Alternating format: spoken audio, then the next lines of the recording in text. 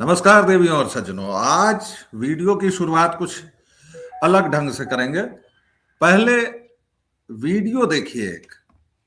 एक राज्य के मुख्यमंत्री हैं, चुने हुए मुख्यमंत्री हैं और लगभग 9 करोड़ लोगों की प्रतिनिधि हैं, अगर मैं गलत नहीं कह रहा हूं तो।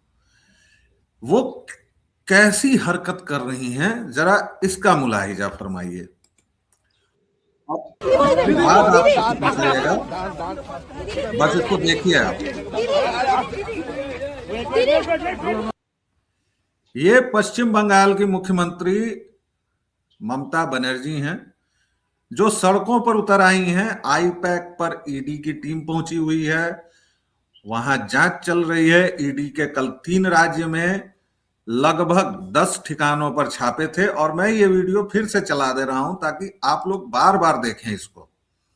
उस छापे की जगह पर ममता बानो पहुंचती हैं और उसके बाद वहां जमकर हंगामा होता है। और इतना ही नहीं करती हैं, वह वहां से कुछ फाइलें भी चुरा कर ले जाती हैं।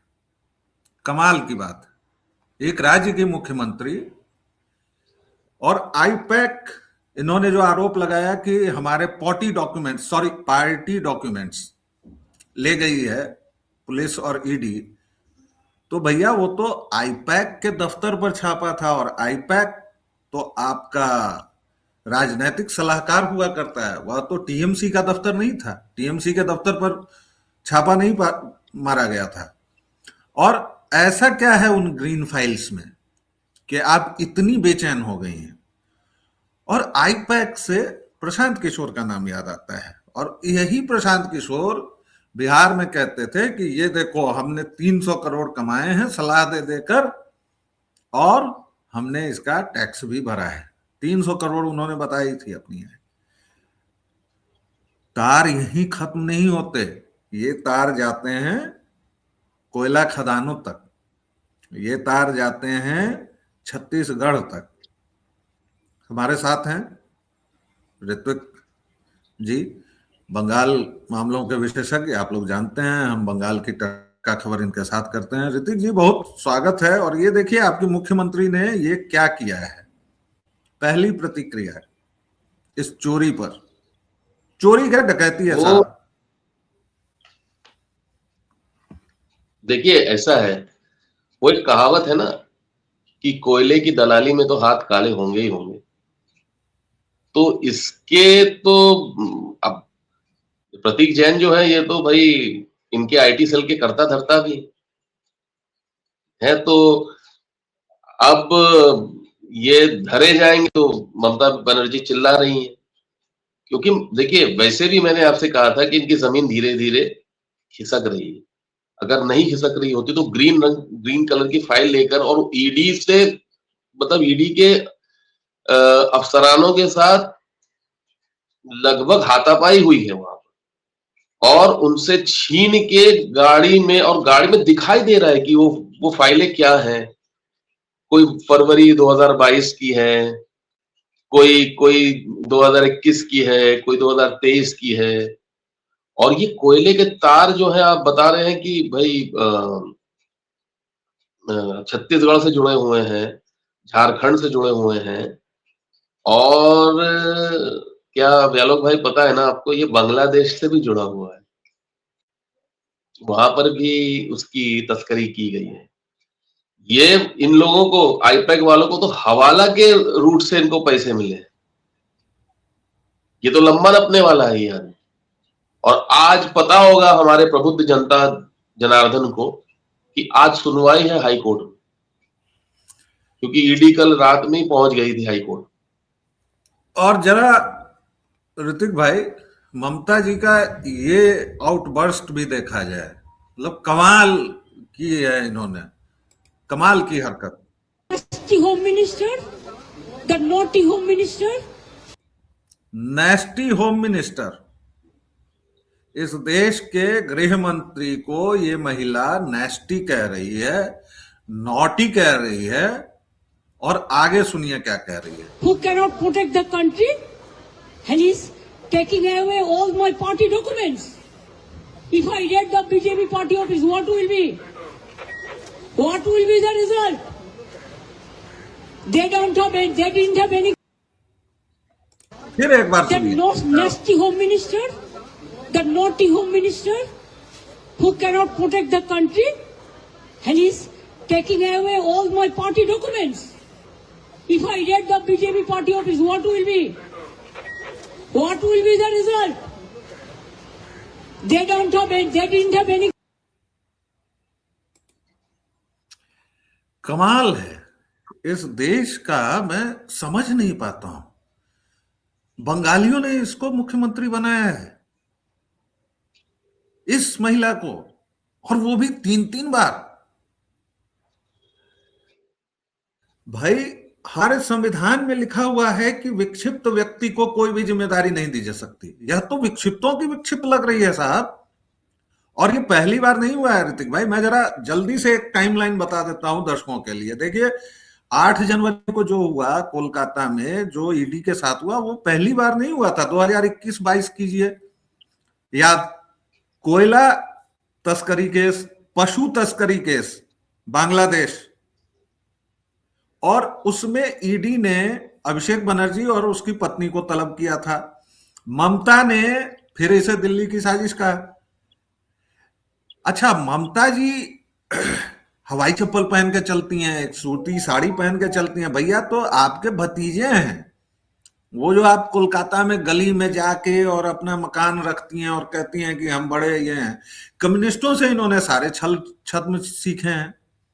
जैसे माणिक बसु रहते थे त्रिपुरा में, आहा क्या छवि बनी हुई है। और माणिक बाबू 50 किलोमीटर की यात्रा के लिए भी हेलीकॉप्टर का प्रयोग करते थे, ये किसी ने नहीं बताया। पार्टी फंड में पूरा वेतन दे देते थे, ये बताया गया, लेकिन उस पार्टी फंड में और क्या क्या करते थे ये किसी ने नहीं बताया। माणिक बाबू, सुजीत बाबू, ज्योति दा, फलानवा चिलानवा। बंगालियों को क्या हो गया है भाई? ये महिला देश के चुने हुए गृह मंत्री को कह रही है कि नेस्टी गृह मंत्री। 2021-22 में वही किया इसने। 2022 में स्कूल भर्ती घोटाला, जिसको याद रखिए, ये सारी चीजें आप गूगल कीजिए और याद कीजिए। 2022 में जो स्कूल घोटाला हुआ, अभी कोर्ट ने सारी नियुक्तियां रद्द कर दी हैं। ऋतिक भाई, मैं गलत बोल रहा हूं तो मुझे बताइएगा। ईडी और सीबीआई ने उसमें भी जांच शुरू की। फिर कहा कि राज्य सरकार की नीतियों में दखल दिया जा रहा है। अरे भाई, तुम पूरे राज्य को बेच देने पर आमादा हो और इसमें दखल नहीं दिया जाएगा? इसकी हिम्मत देखिए इस विक्षिप्त महिला की। 2023 में जब एनआईए गई थी बर्दवान और मुर्शिदाबाद में बम धमाकों के बाद, एनआईए की टीम पर हमला इसने करवाया था। और मुझे तो इस देश की केंद्र सरकार पर ताज्जुब होता है, बैठी हुई है, सौंदेश खा रही है। ममता बानो के जन्मदिन पर प्रधानमंत्री बधाई दे रहे हैं।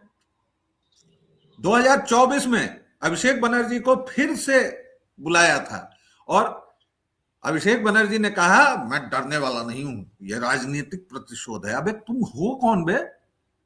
पीछे से तुम्हारे ममता बानो का हाथ हटा दिया जाए तो तुमको 5% की नौकरी ना मिले तुमको हावड़ा में? तुम इतने कहे बीते हो। 2025 में पंचायत चुनावों से पहले की हिंसा याद कीजिए। और ईडी ने 2025 में टीएमसी नेताओं के खिलाफ मनी लॉन्ड्रिंग केस में नोटिस भेजे थे, लेकिन फिर से वही एजेंसियों का इस्तेमाल हो रहा है हमें डराने के लिए। हम डरेंगे नहीं, हम लड़ेंगे। और 2026 शुरुआत हुई, 8 जनवरी को यह हुआ। तो ऋतिक भाई, बंगालियों के ऊपर और ममता बानो के ऊपर आपका क्या कहना है? देखिए, बंगाली तो ये गलती पिछले 50 सालों से कर रहा है। जब से मतलब क्या कहते हैं, प्रफुल्ल चंद्र सेन जब से गए 1967 में, उसके बाद से कर रहा है। 60 साल होने को आ रहा है। तो ज्योति बाबू को सर पे बिठाया, उसके बाद एक अच्छी सरकार आई सिद्धार्थ शंकर रे की। बंगालियों ने क्या किया? नहीं नहीं नहीं नहीं, खूब अत्याचार होच्छे, हमारा सब माने इनोसेंट बच्चा लोगों को पकड़ पकड़ के पुलिस मार रहा है ना। और उसके बाद वो महाश्वेता देवी की 1084 की माँ पढ़ रहे थे, वो पढ़ के सबके आंखों में आंसू आ गए, फिर से उसी ज्योति बसु को चुन लिया। ज्योति बसु का फीमेल वर्जन है ये। अगर इस बार इसको नहीं हटाया गया ना तो बंगाल बर्बाद है। ज्योति बाबू, मैं बार बार कहता हूं, इंसान नहीं था वो। जो चाइना की जासूसी करते हुए पकड़ा जाए उसको आप मंत्री बना दो। कौन सी मिट्टी के बने हो यार आप लोग यार, कौन सी? और फिर कहते हो what Bengal thinks today the world thinks tomorrow. भाई इस देश के आश्चर्य तो खत्म ही नहीं होते। जो कम्युनिस्ट पार्टी का विभाजन हुआ, our chairman is coming, Bengal से लेकर पूरे देश की दीवारों पर लिखा गया, Chinese chairman is our chairman, Mao हमारा चेयरमैन है। और वो सीपीआई भी लड़ती है, वो सीपीएम भी लड़ता है चुनाव इस देश में, मुस्लिम लीग भी लड़ रही है, रजाकार भी लड़ रहे हैं। क्या घोल मट्ठा कर दिया इस देश का नेहरू और गांधी के चेलों ने, समझ में नहीं आता है, समझ के बाहर की ये बात है जी। नहीं, गांधी नेहरू के चेले तो आपके इस अभी के करंट डिस्पेंसेशन में भी है ना, बीजेपी में भी है, इन लोगों में भी मतलब कल्चरल वोकिज्म का बड़ा बड़ा बड़ा जबरदस्त इनको नशा चढ़ा हुआ है।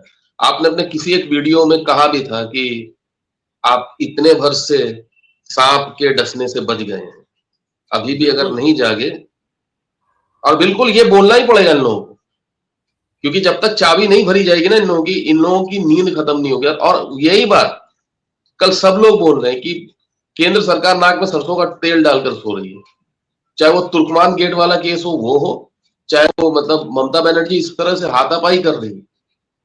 अभी अगर कोई दूसरी सरकार होती केंद्र में, क्या आप सीने पर हाथ रखकर बोलिए ब्यालोक भाई, क्या ममता बनर्जी की सरकार बर्खास्त नहीं हो गई होती? ये जेल नहीं चली गई होती? आज नहीं भाई, 4-5 साल पहले हो गई होती। और ये भाजपा वाले पता नहीं किस नींद में सोए हुए हैं। एक इनको मोदी मिल गया है, मोदी नाम केवलम, उसके सहारे जीतते जा रहे हैं, जीतते जा रहे हैं। और पता नहीं, मतलब इस महिला को तो पहली फुर्सत में भाई बर्खास्त नहीं कीजिए, इसको मेंटल असाइलम में भेजिए। ये पूरा राज्य चलाने के लायक कहां है? पता नहीं किस चीज का इंतजार कर रहे हैं लोग। हर कोई बोल रहा है कि अब इसको खत्म कर दो, लेकिन इनको समझ में नहीं आ रहा, पता नहीं कौन सी राजनीतिक गोलियां फिट कर। ऊपर से बंगाली लोगों को मैं देख रहा था, कुछ लोग मुझे बोलते फोन कर, दादा इमरजेंसी यदि লাগিয়ে দেয়, राष्ट्रपति शासन यदि हो जाए तो विक्टिम कार्ड खेलेगा दीदी, विक्टिम कार्ड खेलेगा। मैंने यहाँ तो तुम लोग तय कर लो, विक्टिम कार्ड खेलेगा कि तुमको ये इसको भगाना है कि क्या करना है? पहले तुम लोग प्रोग्राम पक्का करो, क्या करना है? अच्छा विक्टिम कार्ड खेलेगा और उसको फायदा होगा तो बंगाली सब न देगा जी, वही ना, बंगाली सब देगा विक्टिम कार्ड का फायदा। तो तुम उसको विक्टिम बनने काहे देते हो? तुम उसको विक्टिम कार्ड खेलने काहे देते हो? जब तुमको पता है कि वो राक्षस है, जब तुमको पता है कि वो मानसिक तौर पर विक्षिप्त है। भाई एनआईए से मारपीट, ईडी से मारपीट, सीबीआई से मारपीट, सबसे मारपीट की है इस महिला ने, और केंद्र सरकार मूंगफली बेच रही है।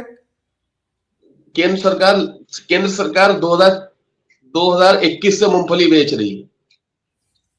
उसी विजय वर्गीय को मतलब वो प्रभारी बनाकर बंगाल का भेजा था, जीता हुआ चुनाव हार गए थे, और इनके अंदर गट्स नहीं है। नहीं हम किसी पर वो नहीं लगाएंगे। अरे अब तो साजगार माहौल है राष्ट्रपति शासन लगाने के लिए। अब क्या चाहिए? सड़क पे उतर कर बंदूक चलाएगी, स्टेन गन चलाएगी, एलएमजी चलाएगी, एचएमजी चलाएगी, तब जाकर उसको मारो, तब उसको अंदर करोगे। कौन से इसकी प्रतीक्षा कर रहे हो? आपसे नहीं हो पा रहा है तो आप कुछ दिनों के लिए आप योगी जी को ही दे दो कि बोलो भैया 2-3 महीने आप ही करो, फिर वो संभाल लेंगे। फिर आपसे नहीं हो रहा, आपको लगता है वही सब लोग बोलते हैं ना, नोबेल प्राइज के चक्कर में पड़े हुए हो आप, शांति का पुरस्कार। तो ये इनको बदलना पड़ेगा, और ये इसके खिलाफ कड़ी से कड़ी। अभी देखिए कोलकाता के जो कोलकाता उच्च न्यायालय के जो न्यायाधीश है, या वहां के जो जस्टिसेस हैं जो बैठे हुए हैं, उन तक को इनकी पार्टी ने धमकियां दी, लेकिन फिर भी वो लोग पीछे हटे नहीं। जरूर इनके खिलाफ कुछ ना कुछ, क्योंकि इसने कॉन्स्टिट्यूशन का, इसने संविधान का बेजा मजाक उड़ाया है। इसने कॉन्स्टिट्यूशन को पूरी तरह, मुझे कल याद आ रहा था बीटी रणदीवे, गंगाधर अधिकारी, ये लोग सब 1948 में जब अपने कम्युनिस्ट के कांग्रेस में अधिवेशन में बैठकर बोल रहे थे कि भारत के 18 या 17 टुकड़े होने चाहिए और भारत की जो स्वतंत्रता है, स्वाधीनता है, उसको उन्होंने मान्यता नहीं दी थी, पाकिस्तान को मान्यता दे दी थी और बोला था सशस्त्र जो है विद्रोह होना चाहिए। उसी और को आगे बढ़ा, वो सशस्त्र विद्रोह जारी रहा भाई 2 साल तक। 49 में इन लोगों ने माना कि आजादी मिली है, और उसके बावजूद ये लोग जो सशस्त्र संघर्ष करते रहे, फिर चारू मजूमदार आया, फिर माओवादी बने, तमाम चीजें वो चलती रही।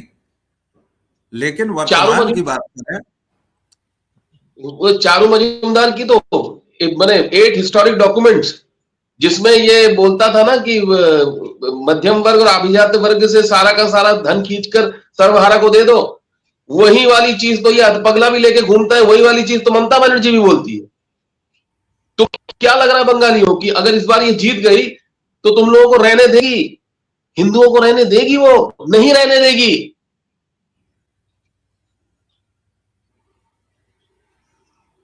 कौन से मुगालते में हो तुम लोग यार?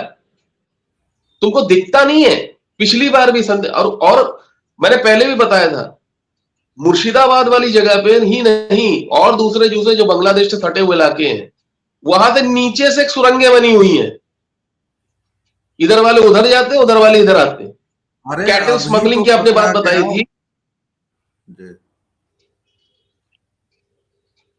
ये अभी कैटल स्मगलिंग वाली आप बात बता रहे थे। अनुव्रत मंडल खेला हुए कितने दिन जेल में था वो? कहां कैटल स्मगलिंग होती है? कहां पे गौ माता को का प्रचार किया जाता है? कहां भेजा जाता है कटने के लिए? और ऊपर से ये अनूप मांझी, बैलोक भाई, अनूप मांझी लोगों को याद होगा, उसको कोई टोकता रोकता नहीं है। आपको याद दिलाना पड़ेगा, आपको याद ये अनूप मांझी वो है, ये और उसके जो टटपुंजिए हैं अनूप मांझी के, यही लोग तो कोयले की दलाली में इन्वॉल्व है। अभी तो शायद जेल में है वो भी, तो क्या कहते हैं, इन्हीं का ही मतलब राइट हैंड था ना वो तो। I am the king maker, हमको कोई रोक नहीं सकता, बेरोक टोक चला जाता था वो आदमी। मैं फिर से एक बार बंगालियों पर थोड़ा प्रहार करना चाहता हूं। ऐसी मुर्दा कौम तो मैंने बिहारियों की भी नहीं देखी भाई। बिहारियों ने भी पलट दिया, बिहारियों ने भी लालू प्रसाद यादव को खदेड़ दिया, बर्बाद कर दिया। ये कैसी कौम हो तुम लोग यार बंगाली सब। आरजी कार का मामला तुम्हारे सामने हुआ, खुलेआम सरकारी केंद्रीय अधिकारियों को, चलो मान लो टीएमसी से जो लोग जुड़े हुए हैं, जो लोग फायदा उठा रहे हैं, अपने स्वार्थ के लिए कर रहे हैं, पूरा बंगाल तो टीएमसी से फायदा नहीं ले रहा है। पूरे बंगाल में तो उसके क्लब के लोग नहीं हैं या तोलाबाजी नहीं कर रहे हैं, तोलाबाजी चल रही है सब। और आप फिर भी उस सरकार को चुन रहे हैं जो सीधे तौर पर हिंदू विरोधी, जो सीधे राम, जय श्री राम का नारा सुनकर वो किस तरह भड़कती है। खरमास में वो महाकाल मंदिर की स्थापना के लिए शिलान्यास करती है। हमारे देवी देवताओं को शस्त्र विहीन कर दिया उसने कोलकाता के पूजा पंडालों से। वहां पर मदरसे, मस्जिद, पता नहीं क्या क्या कर दिया। कोलकाता के पंडालों में वेटिकन बना दिया। और आप लोग सोए हुए हैं भाई। ऋतिक भाई, मुझे लगता है कि इस बार अगर बंगाल नहीं जगा तो बर्बाद तो खैर वो हो ही चुका है भाई। सबसे नीचे से पहले हैं आप। जो कभी हमारे यहां से लोग कोलकाता जाते थे, हमारे यहां से गाने बनते थे, रेलिया बैरन पिया को लिए जाए रे, या फिर अय्या पिया कलकत्ता से सेनुरा बंगाल के, ले ले अय्या हो पिया सेनुरा बंगाल के। और आज उस बंगाल की दुर्दशा आप लोग जिम्मेदार हैं। और जैसा कि हमारे बड़े भाई अवनीश जी कहते हैं, ये 2 उंगलियां आ रहा है, समय आ रहा है। अगर इस बार ठीक से नहीं किया इंतजाम तो बहुत पछताएंगे। इतना ही, हमने जानबूझकर आपको वो 2 वीडियो दिखाए जिसमें ममता बानो केंद्रीय सुरक्षा बलों पर हमला करती हुई दिखाई दे रही हैं, लगभग हाथापाई कर रही हैं। आप लोग ही सोचिए कि क्या यह किसी मुख्यमंत्री को शोभा देता है?